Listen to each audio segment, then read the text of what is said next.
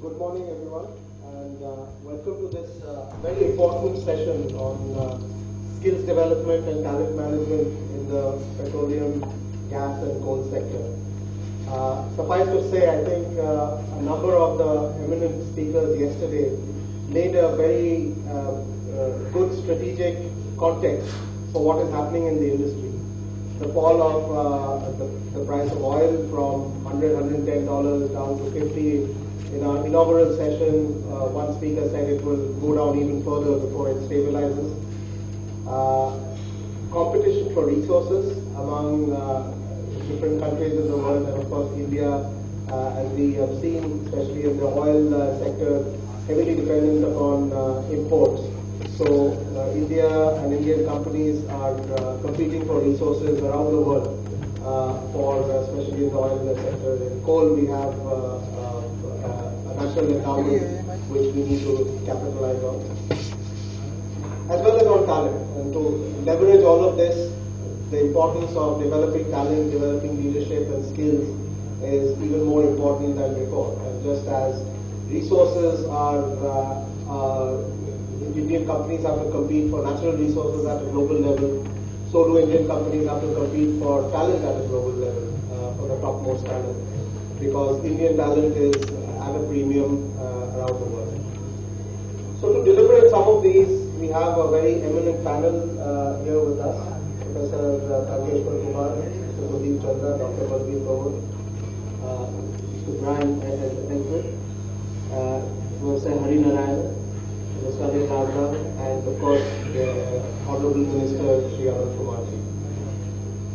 Couple of brief comments from my side, and then I will. So many panelists and one student. In me. Wonderful, sir. That is really humbling. What is happening in the industry right now across all parts of the value chain? And there are a few themes which I wanted to comment upon. And then share a little bit what are some of the challenges from a skill development and talent management perspective that we as a panel could be debating upon. We already talked about volatility and uncertainty, and that is to be seen if you see the history of this sector. The cycles are becoming shorter, the spikes are becoming more pronounced, and given the global nature of the economy, the shocks, the consequences of the spikes are even more.